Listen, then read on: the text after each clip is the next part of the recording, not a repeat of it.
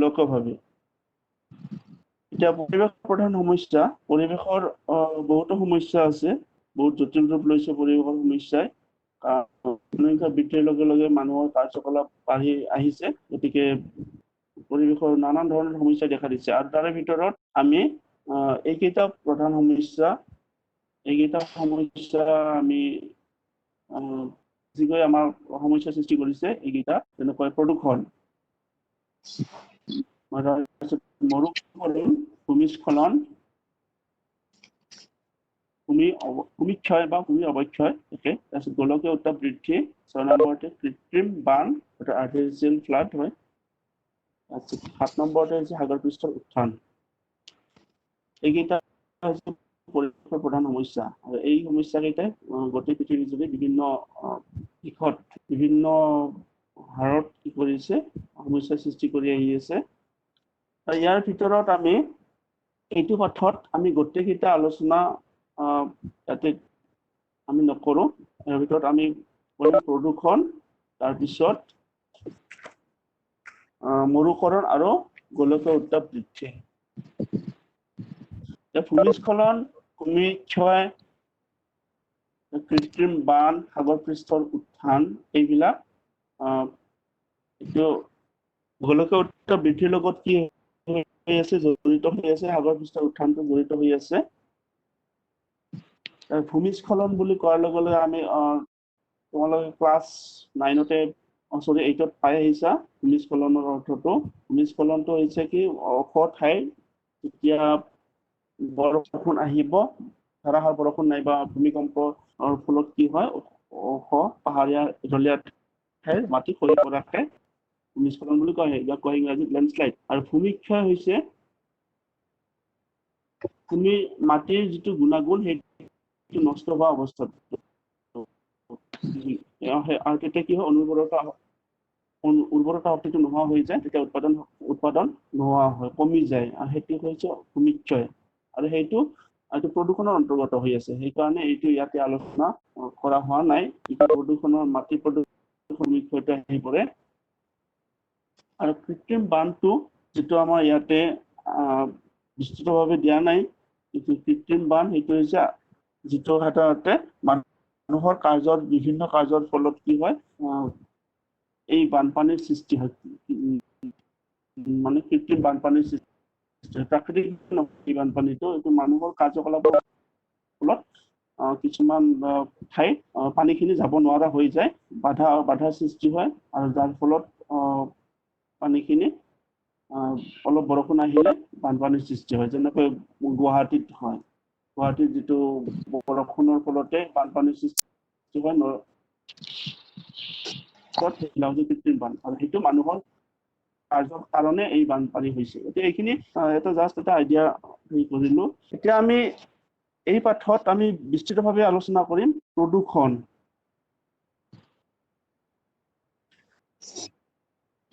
এইকেইটা আমি আলোচনা কৰিম ইয়াতে প্ৰদূষণ পলিউশ্যন মৰুকৰণ ডেজাৰ্টিফিকেশ্যন বুলি কোৱা হয় ইংলিছত আৰু গোলকীয় উত্তাপ বৃদ্ধি গ্লোবেল ৱাৰ্মিং এতিয়া প্ৰদূষণ বুলি কোৱাৰ লগে লগে আমি কি বুজো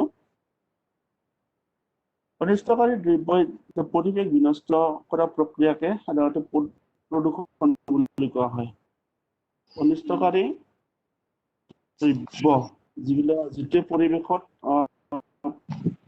অনিষ্ট কৰে কিছুমান দ্ৰব্য মানুহৰ কাৰ্যৰ ফলত এইটো পৰিৱেশত লগ হৈ যায় আৰু সেই অনিষ্টকাৰী দ্ৰব্য যেতিয়া পৰিৱেশৰ ভাৰসাম্য অৱস্থাটো বা বিনষ্ট কৰি তেতিয়া কি হয় প্ৰদূষণ সেই প্ৰক্ৰিয়াকে আমি প্ৰদূষণ বুলি কওঁ পলিউশ্যন বুলি কওঁ আৰু যিবিলাক অনিষ্টকাৰী দ্ৰব্য পৰিৱেশত লগ হয় আৰু সেইবিলাকক কোৱা হয় পলিউটেণ্ট অৰ্থাৎ প্ৰদূষক অৰ্থাৎ যিয়ে প্ৰদূষণৰ সৃষ্টি কৰে সেইবিলাকক কোৱা হয় প্ৰদূষক আৰু তাৰ ভিতৰত কি আছে ধূলিবিলাক আছে ধোঁৱা ছাই দুৰ্গন্ধ যিটো পৰিৱেশত বেয়া এটা দুৰ্গন্ধৰ সৃষ্টি হয় গেলা পচা এইবিলাক বস্তু হেৰি হলে এইবিলাকৰ পৰিৱেশ বিনষ্ট কৰে প্ৰদূষণ ছালফাৰ ডাই অক্সাইড কাৰ্বন মনক্সাইড এইবিলাক পৰিৱেশত যেতিয়া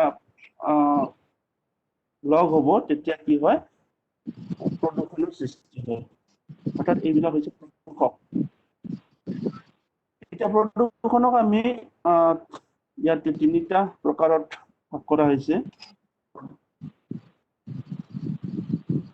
মাটি প্ৰদূষণ, বায়ু প্ৰদূষণ আৰু পানী প্ৰদূষণ। যিহেতু এইটো এটা জিঅ'গ্ৰাফিৰ এটা চেপ্টাৰ ভূগোলৰ যিটো, গতিকে ইয়াতে শব্দ প্ৰদূষণৰ কথাটো ইয়াতে আলোচনা কৰা নাই। যিহেতু ভূগোল পৃথিৱীৰ লগত জড়িত হৈ আছে, মাটিৰ লগত জড়িত, ঠাইৰ লগত জড়িত হৈ থাকে, আৰু সেইকাৰণে এইটো শব্দ প্ৰদূষণটো ইয়াতে দিয়া নাই। যিহেতু শব্দ প্ৰদূষণৰ এটা প্ৰদূষণৰে প্ৰকাৰ, কিন্তু দিয়া নাই। ইয়াতে আলোচনা হ'ব মাটি প্ৰদূষণ, বায়ু প্ৰদূষণ আৰু পানী প্ৰদূষণ। এতিয়া মাটি খুব এটা আমাৰ জীৱ-জগতৰ কাৰণে মাটি অৰ্থাৎ ভূমি সম্পদটো হৈছে খুব গুৰুত্বপূৰ্ণ সম্পদ, আৰু এই ভূমি সম্পদৰ পৰাই আমি সমাজ, আমাৰ সভ্যতা, সংস্কৃতি গোটেইখিনি ভূমি সম্পদৰ ওপৰতে নিৰ্ভৰশীল হৈ আছে। গতিকে সেই ভূমি সম্পদৰ যদি, অৰ্থাৎ মাটি যেতিয়া দূষিত হয় বিভিন্ন কাৰ্যৰ ফলত, মানুহৰ কাৰ্যকলাপৰ কাৰণে, তেতিয়া কি হয়, মাটি প্ৰদূষিত হৈ যায়, মাটিৰ উৰ্বৰা শক্তিটো নোহোৱা হৈ যায়। এতিয়া মাটি প্ৰদূষণ বুলি কোৱাৰ লগে আমি কি বুজো? মাটি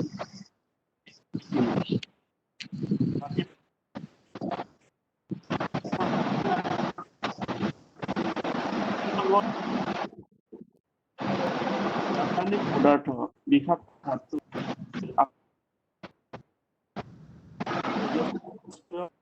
পদাৰ্থ স্বাভাৱিক অৱস্থাতে মাটি প্ৰদূষণ বোলে। সেইটো তোমালোকে ভালকে ভিজুৱেলি চাবা। ঘৰত গৈ থাকিলে হ'ব।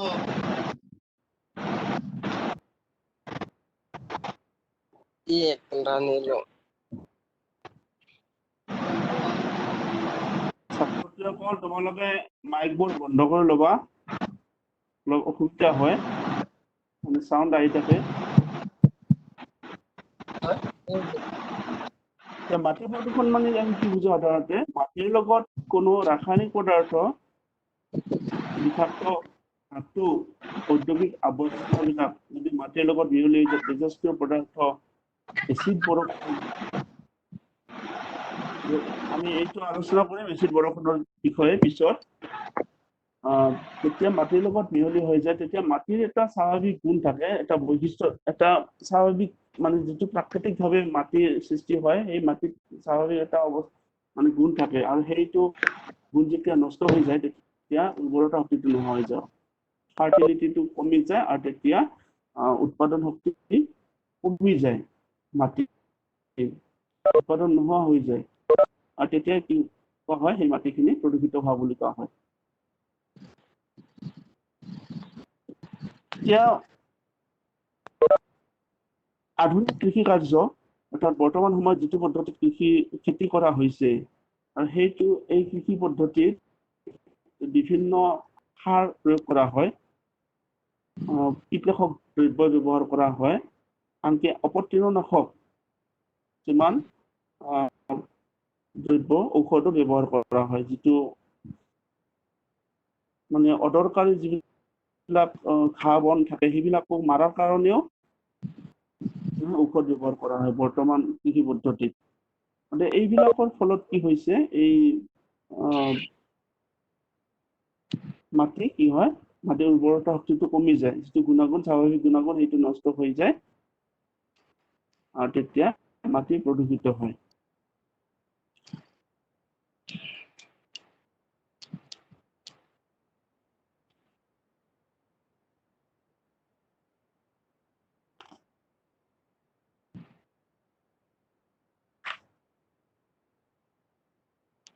ইয়াৰ পিছত আহো বায়ু প্ৰদূষণ।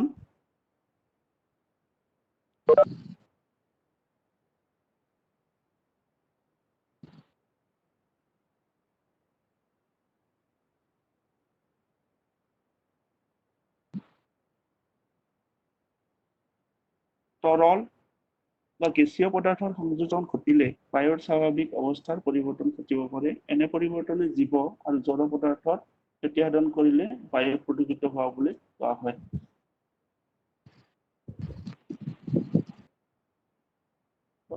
তোমালোকক এটা ছবি মই দেখুৱাই দিছোঁ মাটি প্ৰদূষণৰ, এইটো মই মানে ৰৈ গ'ল এইটো চোৱাচোন তোমালোকে মাটি প্ৰদূষণৰ ইয়াতে কিছুমান আৱৰ্জনা পেলাই থোৱা হৈছে মাটিবিলাকত, আৰু এই আৱৰ্জনাবিলাকৰ কাৰণে কি হয় মাটিৰ যিটো গুণাগুণ উৰ্বৰতা শক্তিটো নোহোৱা হয় আৰু সেই মাটিখিনি প্ৰদূষিত হৈ যায়।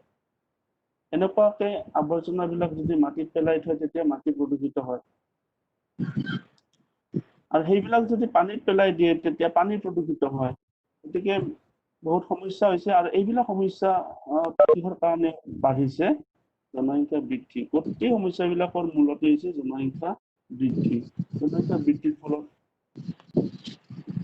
সকলো দিশৰ পৰা সমস্যাবিলাক বাঢ়ি গৈ আছে।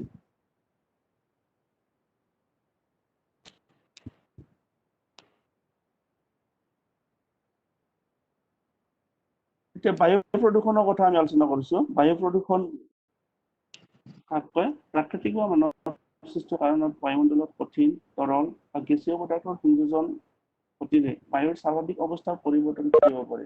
বায়ুৰ এটা স্বাভাৱিক অৱস্থা আছে, বায়ু কি থাকে? বিভিন্ন গেছ থাকে, ধূলিকণা থাকে, বহুতো জলীয় বাষ্প থাকে, আৰু এই গোটেইখিনি লগ হৈ এটা ভাৰসাম্য অৱস্থা সৃষ্টি কৰি আছে বায়ুমণ্ডলত, এটা সুস্থিৰ পৰিৱেশৰ সৃষ্টি কৰিছে। কিন্তু যেতিয়া বায়ুমণ্ডলত প্ৰাকৃতিক কিছুমান কাৰকৰ ফলতো কি হয়, বায়ুমণ্ডলত কিছুমান কঠিন তৰল গেছীয় পদাৰ্থ মিহলি হৈ যায়, নাইবা বিশেষকে মানৱ সৃষ্ট কাৰণত, অৰ্থাৎ মানুহৰ বিভিন্ন কাৰ্যৰ ফলতো কি হৈছে বায়ুমণ্ডলত বিভিন্ন গেছ, বিষাক্ত গেছ বায়ুমণ্ডলৰ লগত বায়ুৰ লগত মিহলি হ'বলৈ ধৰিছে বিভিন্ন উদ্যোগৰ কাৰণে। তাৰপিছত যাতায়াত পৰিবহণ, গাড়ী মটৰ এইবিলাক বাঢ়ি যোৱাৰ ফলত এই তাৰ পৰা নিৰ্গত হোৱা বিভিন্ন বিষাক্ত গেছৰ ফলতো বায়ুমণ্ডল প্ৰদূষিত হ'বলৈ ধৰিছে। স্বাভাৱিক অৱস্থাটো পৰিৱৰ্তন হৈছে। এনে স্বাভাৱিক অৱস্থা পৰিৱৰ্তনে কি কৰে? জীৱ আৰু জড় পদাৰ্থৰ ক্ষতি সাধন কৰে, আৰু তেতিয়া কি হয়? বায়ু প্ৰদূষিত হোৱা বুলি কয়।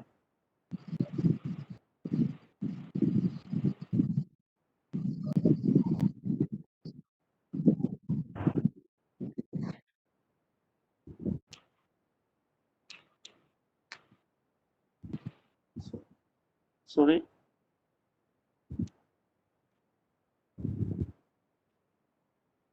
বায়ুমণ্ডলত যেতিয়া স্বাভাৱিক অৱস্থাটো নোহোৱা হয়, স্বাভাৱিক যিটো গুণাগুণটো বিনষ্ট হয়, তেতিয়া কি হয়? বায়ুৰ প্ৰদূষিত হয়, আৰু তেতিয়া কি বায়ু প্ৰদূষণে কি কৰে? জীৱ আৰু জড় দুয়োটাতে ক্ষতি কৰে। জড় পদাৰ্থৰ ওপৰতো প্ৰভাৱ পৰে বেয়াকে, আৰু জীৱৰ ওপৰতো পৰে। এতিয়া বায়ুমণ্ডলত কি কি গেছ থাকে আমি ক্লাছ 9তে পাই আহিছো। বায়ুমণ্ডলত বেছিকৈ গেছ থাকে নাইট্ৰজেন, অক্সিজেন থাকে, কাৰ্বন ডাই অক্সাইড গেছ, আৰু কিছুমান মিথেন, প্ৰপেন, জেনন, কিছুমান বেলেগ বেলেগ আৰু গেছ থাকে। আৰু যিকেইটা দৰকাৰী গেছ সেইকেইটা হৈছে অক্সিজেন আৰু কাৰ্বন ডাই অক্সাইড। এই দুটা দৰকাৰী গেছ। নাইট্ৰজেনটো দৰকাৰী, কিন্তু ইমান বেছি দৰকাৰী নহয় নাইট্ৰজেনটো। অক্সিজেন আৰু কাৰ্বন ডাই অক্সাইড গেছ, এই দুটা খুব দৰকাৰী গেছ। গতিকে বায়ুমণ্ডলত এটা নিৰ্দিষ্ট পৰিমাণত কি আছে? এই গেছবিলাক থাকে প্ৰাকৃতিকভাৱে, আৰু এই নিৰ্দিষ্ট পৰিমাণত যেতিয়া এই পৰিমাণটোৰ ইফাল সিফাল হয়, তেতিয়া কি হয়? বায়ুৰ স্বাভাৱিক অৱস্থাটো পৰিৱৰ্তন ঘটে। বিশেষকৈ কাৰ্বন ডাই অক্সাইড গেছৰ পৰিমাণ যদি অলপমান বাঢ়ি যায় বা কমিও গ'লেও সমস্যা হয়, বাঢ়ি গ'লেও সমস্যা হ'ব। এটা নিৰ্দিষ্ট হাৰত থাকিব লাগে। সেইখিনি প্ৰাকৃতিকভাৱে থাকে, কিন্তু মানুহৰ কাৰ্যকলাপৰ কাৰণে কি হয়? এতিয়া বায়ুমণ্ডলত নতুন নতুন বিষাক্ত গেছ কিছুমান লগ হৈছে, যাৰ ফলত বায়ুৰ স্বাভাৱিক অৱস্থাৰ পৰিৱৰ্তন ঘটিছে, আৰু এইবিলাকে বায়ুৰ প্ৰদূষিত কৰিছে।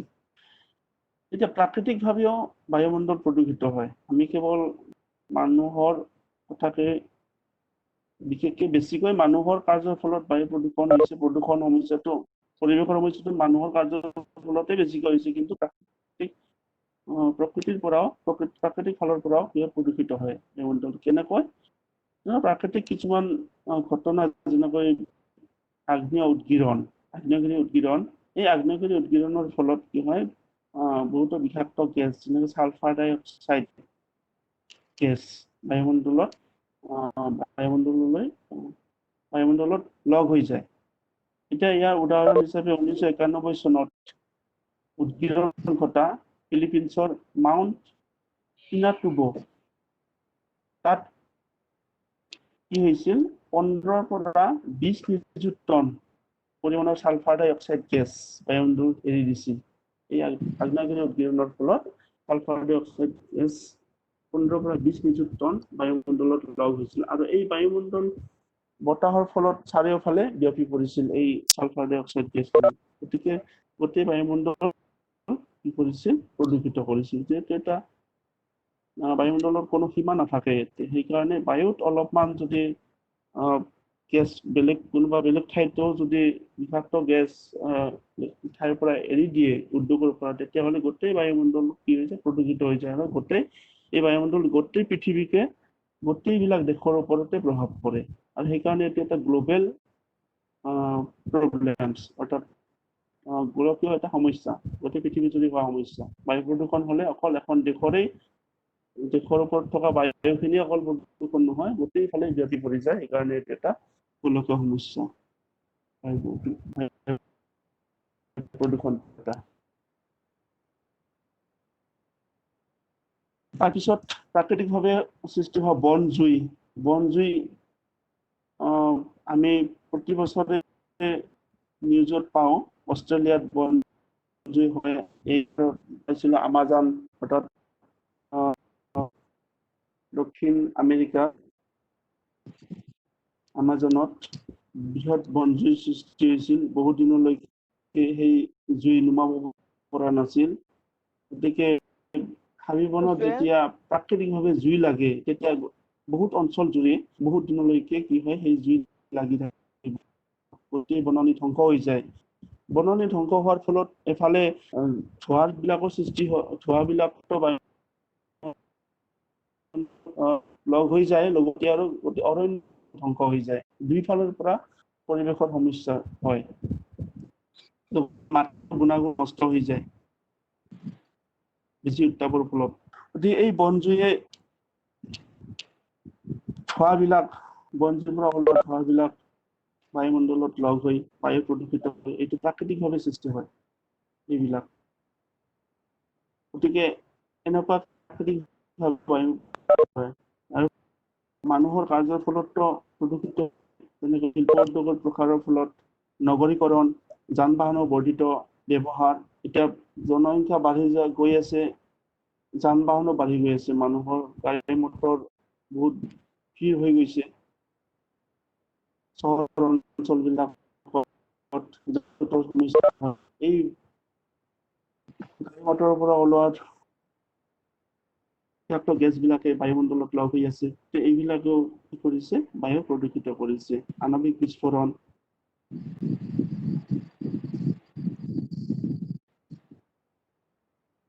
এতিয়া বায়ু প্ৰদূষণ হ'বলৈ ধৰিছে কেতিয়াৰ পৰা ইউৰোপত শিল্প বিপ্লৱৰ আৰম্ভ হৈছিল অৰ্থাৎ প্ৰথমতে পৃথিৱীৰ ইউৰোপতে প্ৰথমতে কি হৈছিল উদ্যোগৰ সৃষ্টি হৈছিল আৰু সেই যেতিয়া উদ্যোগৰ প্ৰথম আৰম্ভণি হৈছিল তেতিয়াৰ পৰা বায়ু প্ৰদূষিত হ'বলৈ ধৰিছিল কাৰণ উদ্যোগৰ পৰা কি হয় বিভিন্ন গেছৰ কাৰণ উদ্যোগত জীৱাশ্ম ইন্ধনৰ ব্যৱহাৰ হয়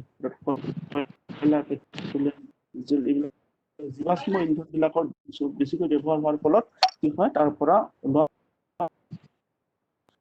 কাৰ্বন মনক্সাইড নাইট্ৰজেন ডাই অক্সাইড হাইড্ৰকাৰ্বন ছালফাৰ ডাই অক্সাইড এনেকুৱা ধৰণৰ বিষাক্ত গেছবিলাক আৰু সেইবিলাকে গৈ বায়ুৰ লগত লগ হয় বায়ু প্ৰদূষিত হৈছে এতিয়া কিছুমান বিষাক্ত গেছ জীৱাশ্ম ইন্ধন ব্যৱহাৰৰ ফলত সৃষ্টি হোৱা কিছুমান বিষাক্ত গেছ ইয়াতে দিয়া আছে কাৰ্বন মনক্সাইড নাইট্ৰজেন ডাই অক্সাইড হাইড্ৰকাৰ্বন ছালফাৰ ডাই অক্সাইড এইবিলাক বিষাক্ত গেছ মানুহৰ কাৰ্যৰ ফলত মানে সৃষ্টি হৈছে এইটো প্ৰাকৃতিকভাৱে নাই আৰু এইবিলাক প্ৰাকৃতিকভাৱে ইয়াৰ কোনো ভাল হেৰিও নাই, একো নাই। এইবিলাক বিষাক্ত গেছ শিল্প উদ্যোগ আৰম্ভ হোৱাৰ পিছত এইবিলাকৰ সৃষ্টি হৈছে, যাৰ ফলত নিৰ্গত হ'বলৈ ধৰিছে, যাৰ ফলত বায়ুমণ্ডল প্ৰদূষিত হৈছে।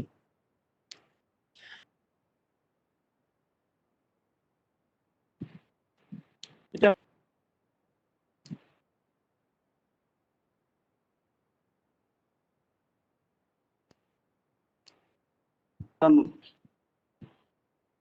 ভয়াৱহ পৰিণতি হিচাপে এচিড বৰষুণ আমি আগতে পাইছিলোঁ এচিড বৰষুণৰ কথাটো। এতিয়া এচিড বৰষুণৰ সৃষ্টি হয় কেনেকৈ, যেতিয়া যিবিলাক ঠাইৰ উদ্যোগ আছে, ঔদ্যোগিক অঞ্চলত উদ্যোগৰ পৰা ওলোৱা ছালফাৰ ডাই অক্সাইড, নাইট্ৰজেন ডাই অক্সাইড, এইবিলাক কি হয় বায়ুমণ্ডলৰ লগত লগ হৈ যায়। লগ হৈ ওপৰত যেতিয়া বৰষুণ পৰিব, সেই ছালফাৰ ডাই অক্সাইড বা নাইট্ৰজেন ডাই অক্সাইডখিনি বৰষুণৰ লগত মানে কি আহি এচিড হিচাপে আহি পৰে। আৰু এইবিলাকে কি কৰে, বিস্তৰ ক্ষতিও কৰে। পানীৰ খাল বিল এইবিলাকত সেই বৰষুণবিলাক পৰিলে খাল বিলত থকা যিবিলাক জীৱ আছে এইবিলাকৰ মৃত্যু হ'ব পাৰে। লগতে উদ্ভিদ অৰণ্য অঞ্চলত অৰণ্য ধ্বংস কৰি দিব পাৰে এচিড বৰষুণে। গতিকে এইটো এটা ডাঙৰ সমস্যা বায়ুমণ্ডলত। বায়ু প্ৰদূষণৰ এইটো এটা পৰিণতি, যিটো এচিড বৰষুণৰ সৃষ্টি হয়। সকলোতে নহয়, যিবিলাক ঔদ্যোগিক অঞ্চল আছে তাৰ ওচৰে পাজৰে এই এচিড বৰষুণৰ সৃষ্টি হয়।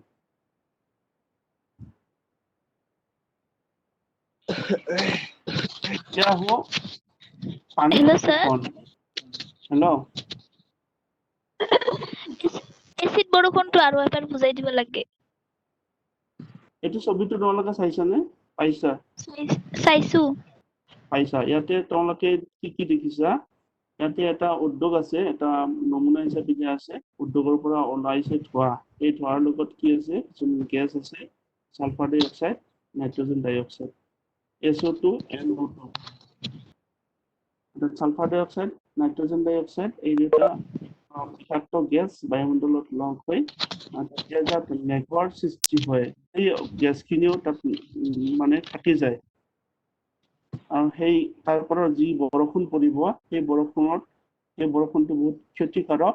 আৰু সেই বৰষুণে, অৰ্থাৎ ছালফাৰ ডাই অক্সাইড, নাইট্ৰজেন ডাই অক্সাইড যুক্ত সেই বৰষুণৰ পালে কি কৰে, য'ত য'ত পৰিব সেইবিলাক ঠাই ধ্বংস কৰি দিয়ে। যেনে অৰণ্য অঞ্চলত যদি পৰে, তেতিয়াহ'লে সেই অৰণ্য অঞ্চলৰ গছ গছনিবিলাক নোহোৱা হৈ যায়, মানে মৰি যাব। তাৰপিছত যদি পানীত পৰে, তেতিয়াহ'লে সেই পানীখিনি প্ৰদূষিত হ'ব, লগতে পানীত থকা জীৱবিলাকৰো মৃত্যু হ'ব পাৰে। আৰু তাৰপিছত মানুহৰ দেহত বা জীৱ-জন্তুৰ দেহত পৰিলে সেই ছালৰ সমস্যা হ'ব পাৰে। গতিকে এনেকুৱা এটা সমস্যা হয়। আৰু এইটো বায়ু প্ৰদূষণৰ ফলতে হৈছে, যিটো ঔদ্যোগিক অঞ্চলত এই বৰষুণ মানে কি হয়, সৃষ্টি হয় ঔদ্যোগিক অঞ্চলত। সাধাৰণতে আমাৰ এইবিলাক জেগাত নহয় এচিড বৰষুণ, যিটো আমাৰ ইয়াতে উদ্যোগ নাই তেনেকুৱা ডাঙৰ। বিশেষকে ইউৰোপ, আমেৰিকা যুক্তৰাষ্ট্ৰ, কানাডা ঔদ্যোগিক যিবিলাক এলেকা আছে, সেইবিলাকত এই সমস্যাটো ভয়াৱহ ৰূপ লৈছে, মানে বেছিকৈ হৈছে সেইবিলাক ঠাইত, পশ্চিম ইউৰোপত। কাৰণ ইউৰোপৰ প্ৰত্যেকখন দেশতে উদ্যোগৰ ওপৰতে নিৰ্ভৰশীল। গোটেইবিলাক বস্তু সিহঁতে উৎপাদন কৰি লয় উদ্যোগত। গতিকে উদ্যোগ বহুত বেছি আছে, উদ্যোগত আগবঢ়া। আমেৰিকা যুক্তৰাষ্ট্ৰত, তাৰপিছত পূব কানাডাৰ ঔদ্যোগিক যিবিলাক এলেকা আছে, তাতে এই এচিড বৰষুণৰ সমস্যাটো যথেষ্ট বেছি।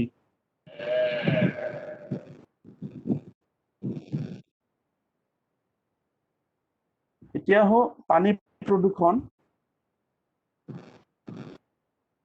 পানী প্ৰদূষণ আমি বহুতে দেখিছো, যেনেকৈ নলা নৰ্দমাবিলাক, উদ্যোগৰ পৰা ওলোৱা বেয়া পদাৰ্থবিলাক কি কৰে, এনেকুৱা ছবি আমি দেখিছো বহুতে ক'ৰবাত নহয় ক'ৰবাত। যিবিলাক চহৰ অঞ্চলত আমি যাওঁ, তেতিয়াহ'লে এই ডাঙৰ ডাঙৰ নলা নৰ্দমাৰ মাজেৰে পানীবিলাক আহি এটা নদীত পৰে আৰু সেই সৰু নদীত গৈ গৈ ডাঙৰ নদীত পৰে। গতিকে এনেকুৱাকে পানীখিনি কি হয় বিষাক্ত প্ৰদূষিত হৈ যায়।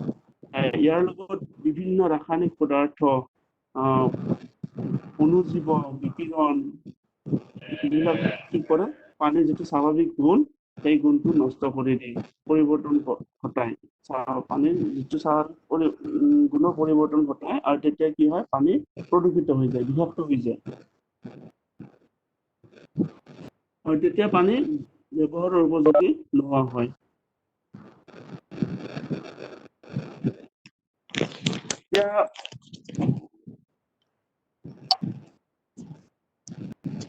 সকলোবিলাক টাউন চহৰৰ যিবিলাক আৱৰ্জনা আছে, চহৰ অঞ্চলৰ যিবিলাক আৱৰ্জনা, সেই আৱৰ্জনাবিলাক কি কৰা হৈছে বিভিন্ন নলা নৰ্দমাৰে গৈ গৈ আনি এইবিলাক ডাঙৰ নদীত পেলাই দিয়া হৈছে। তাৰ ফলত কি হৈছে সেই নদী প্ৰদূষিত হৈছে। যেনেকৈ আমাৰ উত্তৰ ভাৰতত গংগা নদীৰ যিটো এটা সমস্যা আছে প্ৰদূষণৰ সমস্যা, এই গংগা নদী বহুত প্ৰদূষিত হৈছে এতিয়া বিভিন্ন মানুহৰ কাৰ্যৰ ফলত, উদ্যোগৰ আৱৰ্জনা, নগৰ চহৰৰ আৱৰ্জনাবিলাক গৈ গৈ পেলাই দিয়া হৈছে গংগা নদী। গতিকে এটা ডাঙৰ নদী এটাত এনেকৈ পেলাই দিওঁতে কি হৈছে প্ৰদূষিত হৈছে পানীখিনি, যিটো স্বাভাৱিক মানে সেইটো নোহোৱা হৈছে।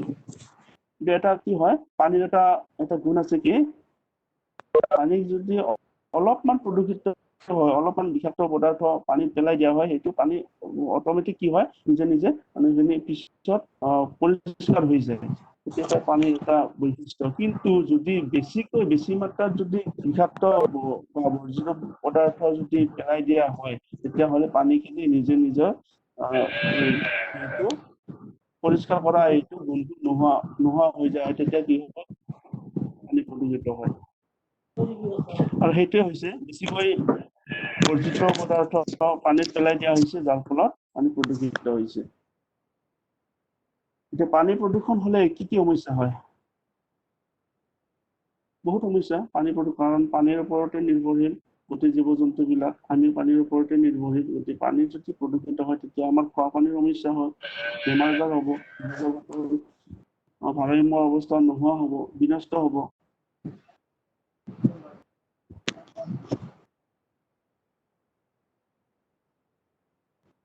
পানীৰ লগত কোনো ৰাসায়নিক পদাৰ্থ কণা, অনুজীৱ, বিকিৰণ আদি মিহলি হৈ পানীৰ স্বাভাৱিক গুণৰ পৰিৱৰ্তন ঘটা প্ৰক্ৰিয়াকে পানী প্ৰদূষণ বোলে।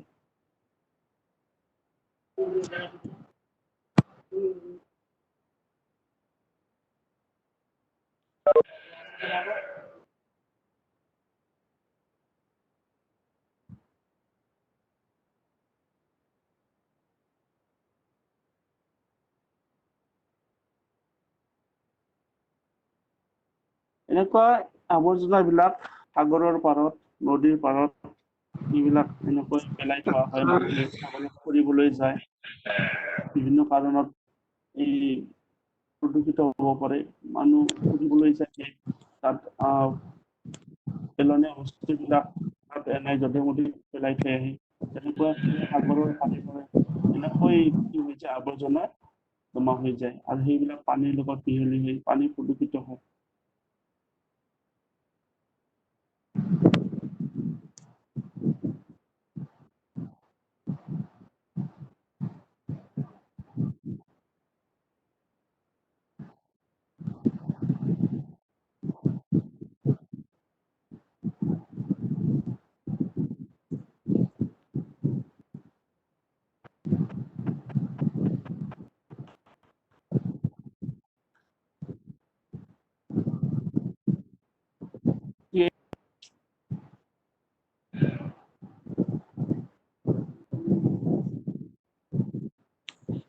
মৰুকৰণ আন এটা সমস্যা পৰিৱেশৰ, এইটো হৈছে মৰুকৰণ।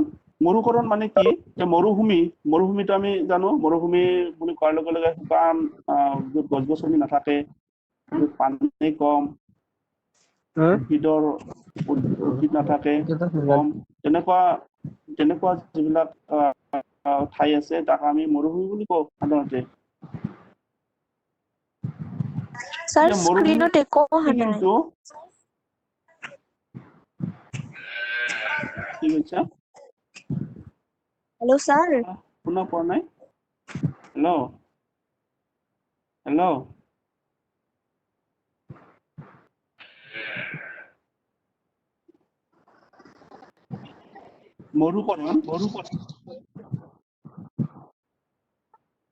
মৰুকৰণ হৈছে এনে এটা প্ৰক্ৰিয়া যে ক্ৰান্তীয় অঞ্চলৰ উৎপাদনক্ষম ভূমি মৰুভূমিত পৰিণত কৰে।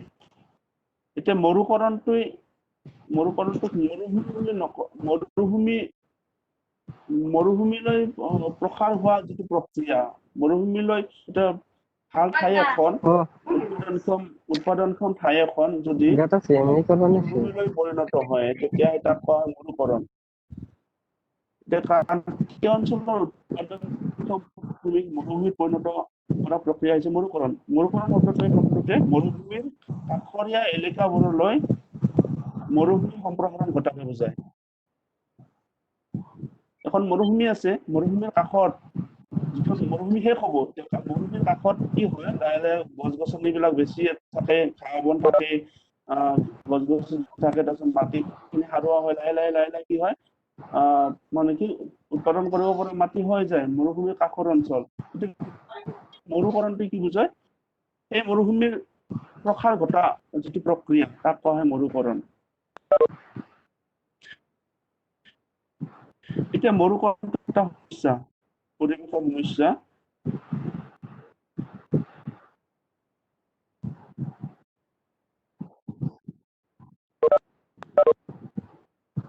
ইয়াত সাধাৰণতে মৰুভূমি কিন্তু দুই প্ৰকাৰৰ থাকে, তেওঁলোকে কোল্ড ডেজাৰ্ট আৰু হট ডেজাৰ্ট, অৰ্থাৎ শীতল মৰুভূমিও থাকে, শীতল মৰুভূমি আৰু উষ্ণ মৰুভূমি। মৰুভূমি বুলি কোৱাৰ লগে লগে য'ত বৰষুণ কম, গছ গছনি উদ্ভিদৰ সংখ্যা কম থাকে, একেবাৰে য'ত বৰষুণ নাহে তেনেকুৱা ঠাইবিলাক শুকান, তেনেকুৱা ঠাইবিলাকক কয় মৰুভূমি। গতিকে শীতল মৰুভূমি অৰ্থাৎ যিবিলাক বৰফ পৰি থাকে, যিবিলাক ঠাইত পৃথিৱীৰ যিবিলাক, মই এনটেশ্যন ৰিকুৱেষ্ট বাৰে বাৰে কৰি আছা,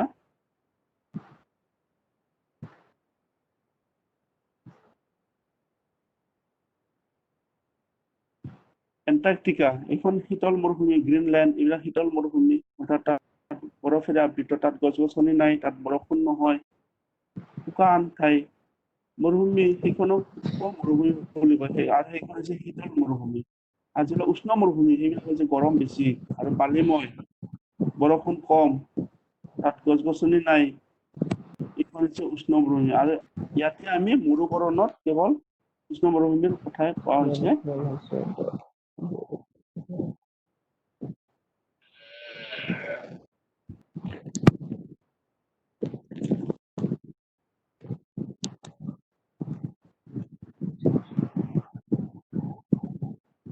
এতিয়া মৰুকৰণ সৃষ্টিৰ কাৰক, অৰ্থাৎ মৰুভূমিৰ প্ৰসাৰ, মৰুভূমিৰ এটা অঞ্চল কিয় বাঢ়ি বাঢ়ি গৈ থাকে, তাৰ কাৰণ কিছুমান আছে।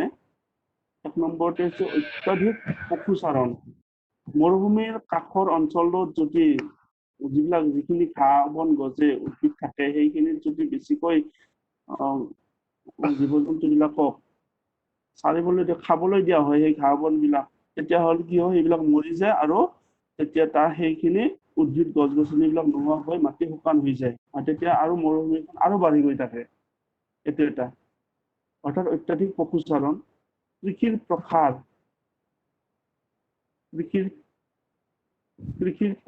অৰ্থাৎ খেতি বাতি যদি মানে বেছিকৈ কৰা হয়, তাত পানী যদি বেছিকৈ দিয়া হয়, ভূগৰ্ভস্থ যিবিলাক পানী, সেইবিলাক পানী যদি আনি খেতি পথাৰত বেছিকৈ দিয়া হয়, তেতিয়াহ'লে কি হয়, পানী তাত শুকাই যায়, মাটিখিনি, তলৰ পানীখিনি নোহোৱা হৈ যাব সময়ত, আৰু তেতিয়াও কি হয়, মৰুকৰণৰ সৃষ্টি হ'ব পাৰে। তাৰপিছত বননি ধ্বংস, আন এটা হৈছে বননি ধ্বংস। বননি ধ্বংস হ'লেতো মৰুকৰণৰ সৃষ্টি হ'বই। এনেকুৱাকে যদি অৰণ্য অঞ্চলবিলাক ধ্বংস কৰি দিয়া হয়, গছ-গছনিবিলাক কাটি, তেতিয়াহ'লে এই গছ-গছনি কাটি দিয়াৰ লগে লগে মাটিখিনিও নষ্ট হৈ যায় লগতে। বৰষুণ কমি যাব, লগতে মাটিখিনিও নষ্ট হৈ যাব, শুকান হৈ যাব, আৰু তেতিয়া তাত গছ-গছনি নোহোৱা হ'ব। তেতিয়া বালিময় হৈ যাব আৰু মৰুভূমিৰ সৃষ্টি হ'ব। এনেকুৱাকেও মৰুভূমিৰ এইটো এটা ছবি। এই গছ-গছনি কাটি ইয়াত কোনো উদ্ভিদৰ এইটোৱে নোহোৱা হৈছে, মাটিৰ গুণাগুণো নষ্ট হ'বলৈ ধৰিছে লাহে লাহে। আৰু তেতিয়া কি হয়, মাটিখিনি বালিময় হৈ যাব আৰু উৰ্বৰতা শক্তিটো নোহোৱা হৈ যাব, তেতিয়া মৰুভূমিৰ সৃষ্টি হ'ব। এনেকুৱাকেও বননি ধ্বংসৰ ফলতো মৰুকৰণৰ সৃষ্টি হয়।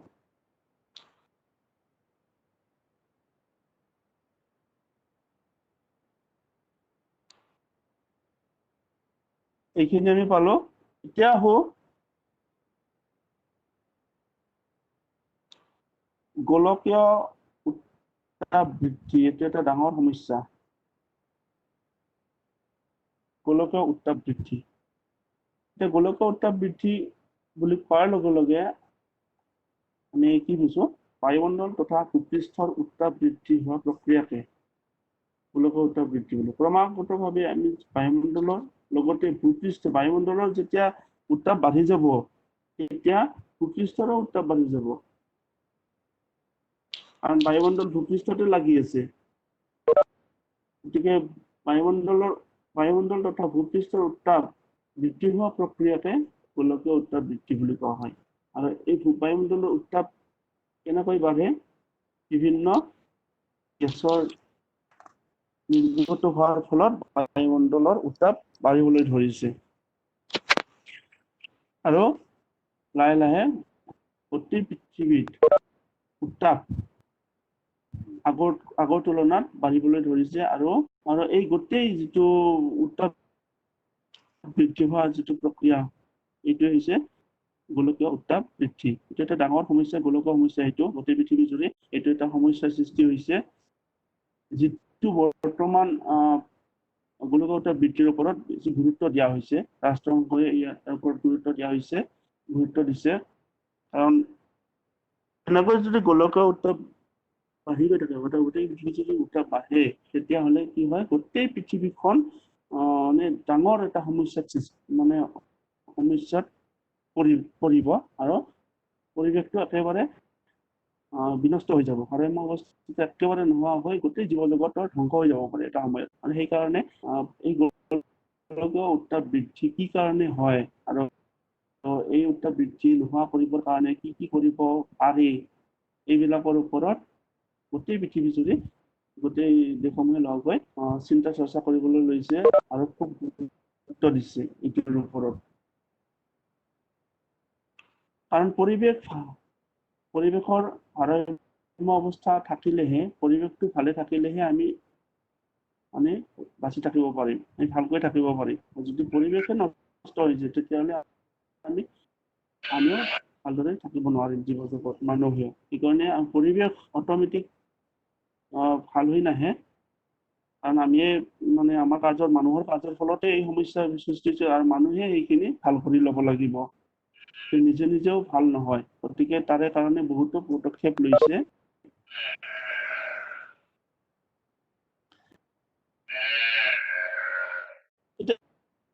গোলকীয় উত্তাপ বৃদ্ধি,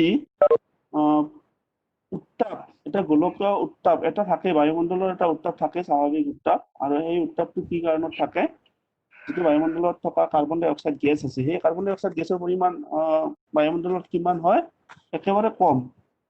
নাইট্ৰজেনটো 78.08%, 78.08% নাইট্ৰজেনে থাকে। তাৰপিছত অক্সিজেন থাকে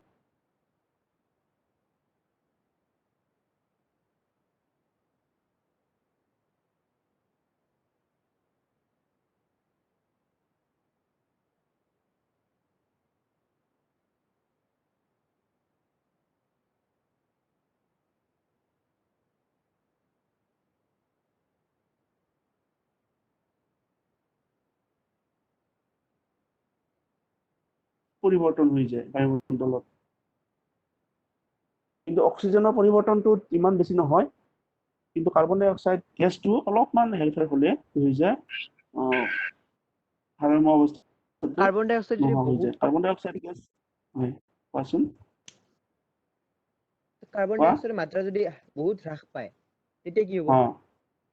তেতিয়া কি হ'ব কাৰ্বন ডাই অক্সাইড গেছটো হ্ৰাস যেতিয়া যদি বেছিকৈ বায়ুমণ্ডলত পায় কমি যায় তেতিয়া সেইটো হ্ৰাস মানে যেতিয়া কমি যায় তেতিয়া কি হ'ব বায়ুমণ্ডলৰ যিটো উত্তাপ সেই উত্তাপটো কমি যাব অৰ্থাৎ আমাৰ এটা স্বাভাৱিক উত্তাপ লাগিব হয় না নহয় বায়ুমণ্ডলত এটা উত্তাপ থাকে এইটো জীৱ জগতৰ বাচি থকাৰ কাৰণে এটা উত্তাপ থাকে আৰু সেই উত্তাপটো কমি যাব আৰু যদি বহুত কমি যায় যদি একেবাৰে নোহোৱা হৈ যায় ধৰি লৈছো কাৰ্বন ডাই অক্সাইড গেছ বায়ুমণ্ডলতে নায়েই তেতিয়াহ'লে কি হ'ব গোটেই পৃথিৱী চেঁচা হৈ পৰিব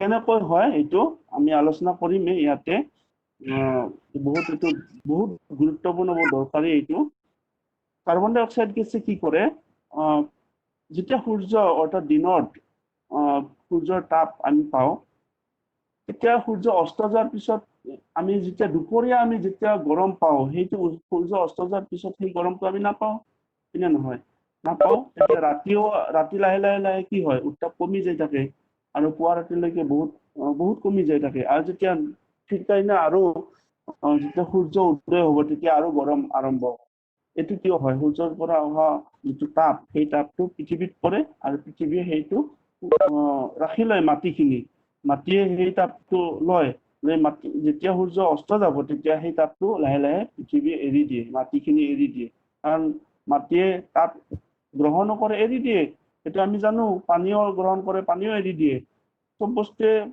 তাপখিনি ল'ব আৰু এৰি দিব ধৰি ৰাখিব নোৱাৰে কিন্তু এই যিটো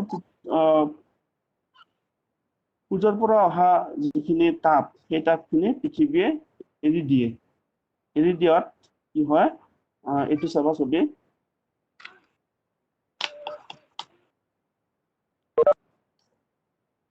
এৰি দিওঁতে কি হয় দীৰ্ঘ তৰংগত এৰি দিয়ে অৰ্থাৎ লাহে লাহে এৰি দিয়ে আৰু তেতিয়া এই যে বায়ুমণ্ডলত যি কাৰ্বন ডাই অক্সাইড গেছ থাকে এই অৰ্থাৎ সেই গেছে কি কৰে সেই তাপখিনি শোষণ কৰি শুহি ৰাখে নিজৰ লগত আৰু শোষণ কৰি ৰখাৰ ফলত বায়ুমণ্ডলৰ যিটো এটা স্বাভাৱিক উত্তাপ সেই স্বাভাৱিক উত্তাপটো আমি পাই থাকো যদি কাৰ্বন ডাই অক্সাইড গেছ নাথাকে তেতিয়াহ'লে সেই পৃথিৱী এৰি দিয়া তাপখিনি মানে কি হ'ব বায়ুমণ্ডললৈ ওপৰলৈ গুচি যাব সেইটো কোনেও ধৰি ৰাখিব নোৱাৰে অৰ্থাৎ ঠাণ্ডা হৈ গ'ল চেঁচা হৈ গ'ল ৰাতি একেবাৰে চেঁচা হৈ যাব আৰু স্বাভাৱিক উত্তাপটো নোহোৱা হৈ যাব আৰু কাৰ্বন ডাই অক্সাইড গেছে সেইটো ধৰি ৰাখে কাৰণে আমাৰ জীৱ জগতৰ বাচি থকা উত্তাপটো স্বাভাৱিক উত্তাপটো আমি পাই আছো আৰু এই যদি কাৰ্বন ডাই অক্সাইড গেছ পৰিমাণটো বাঢ়ি যায় তেতিয়া উত্তাপ ধৰি ৰখা ক্ষমতাটো বাঢ়ি যাব আৰু তেতিয়া কি হয় বায়ুমণ্ডলত গৰমটো বেছি হয় আৰু সেইটোৱে কাৰণ গ্ল'বেল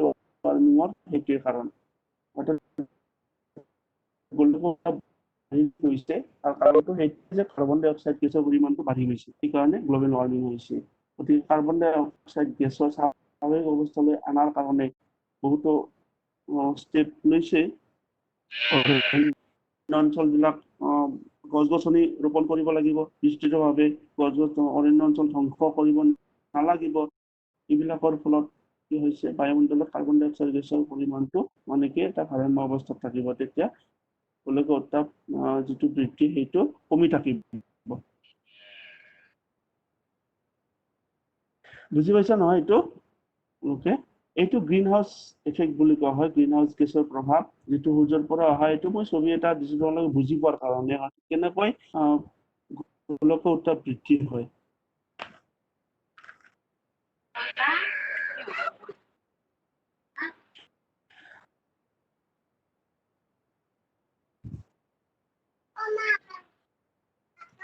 এতিয়া চাবা কিছুমান গেছ আছে যিবিলাক গেছে বায়ুমণ্ডলত পৃথিৱী এৰি দিয়া তাপখিনি শোষণ কৰি ৰাখে আৰু সেইবিলাকৰ ভিতৰত কাৰ্বন ডাই অক্সাইড গেছটো হৈছে চবচে কৰি সক্ৰিয় গেছ তোমালোকৰ এইটো প্ৰশ্ন আহে যে আৰু এইবিলাকক গেছক কি বুলি কয় গ্ৰীণ হাউচ গেছ বুলি কোৱা হয় অৰ্থাৎ গ্ৰীণ হাউচ গেছ বুলি কোৱাৰ লগে লগে গ্ৰীণ হাউচ গেছ মানে অসমীয়াত কোৱা হয় সেউজ গৃহ গেছ সেউজগৃহ গেছ কাক বোলে এইবিলাক এইটো আৰু ইংলিছত কয় গ্ৰীণ হাউচ গেছ সেউজগৃহ গেছ বায়ুমণ্ডলত থকা যিবোৰ গেছে ভূপৃষ্ঠৰ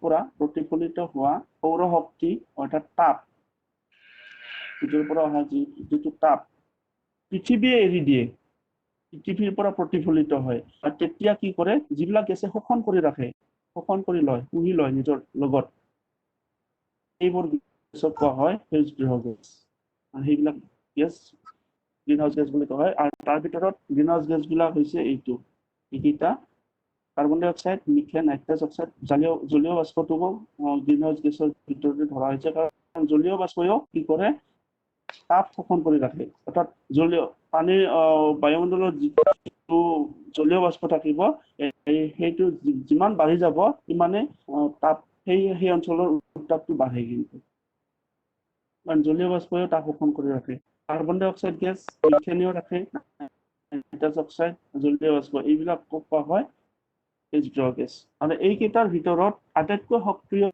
সেউজগৃহ গেছটো হৈছে কাৰ্বন ডাই অক্সাইড আৰু এই গেছটোৰ অলপ হ্ৰাস বৃদ্ধি হ'লে বায়ুমণ্ডলৰ ভাৰসাম্য অৱস্থাটো মানে নোহোৱা হৈ যায় বায়ুমণ্ডলৰ যথেষ্ট পৰিৱৰ্তন হৈ যায় জলবায়ু পৰিৱৰ্তন হৈ যায়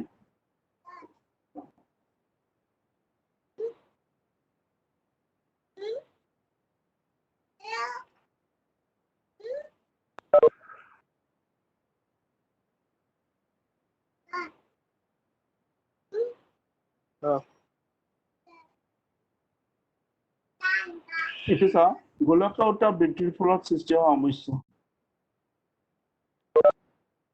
এতিয়া গোলকীয় উত্তাপ বৃদ্ধি গোটেই পৃথিৱীত যদি মানে এইটো উত্তাপটো বাঢ়ি যায় তেতিয়াহ'লে কি সমস্যাৰ সৃষ্টি হ'ব পাৰে এক নম্বৰ সমস্যাটো হৈছে মেৰু অঞ্চলৰ বিশাল বৰফ স্তূপৰ গলন হ'ব পাৰে মেৰু অঞ্চলত যিবিলাক বৰফ চিৰদিন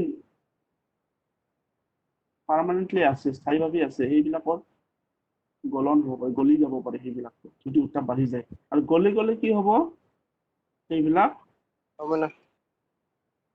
সাগৰত জমা হ'ব সেইবিলাক গোটেইবিলাক গলিত পানীখিনি আহি সাগৰত পৰিব আৰু তেতিয়া কি হ'ব সাগৰ পৃষ্ঠৰ উত্থান ২ নম্বৰ যিটো সমস্যা সেইটো হ'ব পাৰে সাগৰ পৃষ্ঠৰ উত্থান হ'ব সাগৰ পৃষ্ঠ ওপৰলৈকে উঠি যাব এটা নিৰ্দিষ্ট এটা হেৰিত সাগৰ পৃষ্ঠ আছে গতিকে সেইটো সাগৰ পৃষ্ঠ ওপৰলৈ উঠি যাব আৰু তেতিয়া কি হ'ব সাগৰ পৃষ্ঠ ওপৰলৈ উঠি গ'লে সাগৰৰ উপকূলীয় যিবিলাক অঞ্চল আছে সেইবিলাক পানীৰ তলত ডুব যাব বুৰ যাব সাগৰৰ পাৰত থকা চহৰবিলাক বুৰ যাব পানীৰ তলত গতিকে এইবিলাক সমস্যা গ্লোবেল ৱাৰ্মিঙত তাৰ ৩ নম্বৰ সমস্যাটো হৈছে উদ্ভিদ আৰু প্ৰাণী জগতৰ জন্ম বৃদ্ধি আৰু ভৌগোলিক বিতৰণৰ পৰিৱৰ্তন হয় গোলকীয় উত্তাপ বৃদ্ধিৰ ফলত উদ্ভিদ জগতৰ প্ৰাণী জগতৰ জন্ম বৃদ্ধি আৰু ভৌগোলিক বিতৰণ জন্ম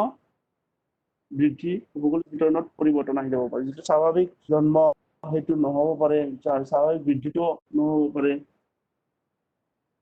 আৰু যিটো বিতৰণ ভৌগোলিক য'ত যি থাকে যেনেকুৱা উদ্ভিদ থাকিব পাৰে য'ত তেনেকুৱা ধৰণৰ প্ৰাণী থাকিব লাগে সেইবিলাক প্ৰাণী সেইবিলাক ঠাইত নোহোৱা হৈ যাব পাৰে তেনেকুৱা হ'ব পাৰে গোলকীয় উত্তাপ বৃদ্ধিৰ ফলত কাৰণ জলবায়ু পৰিৱৰ্তন এইটো এটা হ'ব পাৰে ইয়াত দিয়া নাই অৱশ্যে এইটো জলবায়ু পৰিৱৰ্তন হয় গোলকীয় উত্তাপ বৃদ্ধিৰ ফলত তাৰপিছত ৪ নম্বৰ শস্য উৎপাদন হ্ৰাস হৈ যায় কমি যাব পাৰে শস্য উৎপাদন হ্ৰাস হয় তাৰপিছত মৰুকৰণ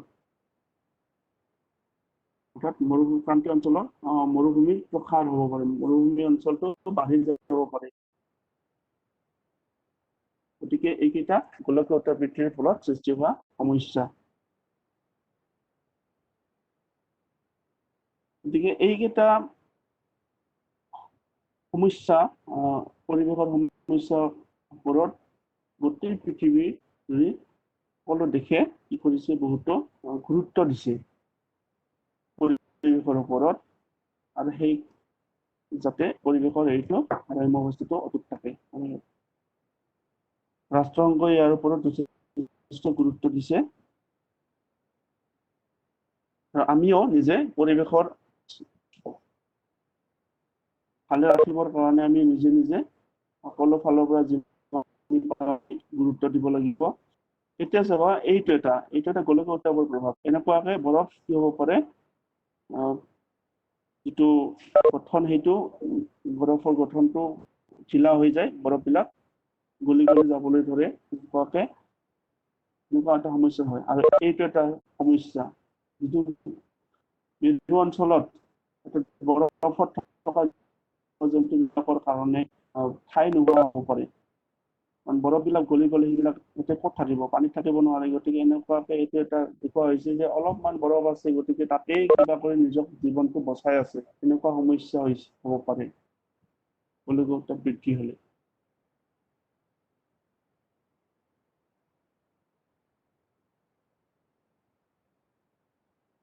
গতিকে ছাত্ৰ ছাত্ৰীসকল, আজিৰ পাঠটোৰ পৰিৱেশ আৰু পৰিৱেশৰ সমস্যা, এই পাঠটোৰ আজি এইখিনিতে সমাপ্ত হ'ল। এতিয়া এই পাঠটো খুব দৰকাৰী পাঠ, আৰু এইটো ভালদৰে তোমালোকে চাই ল'বা। খুঁটি-নাটি একদম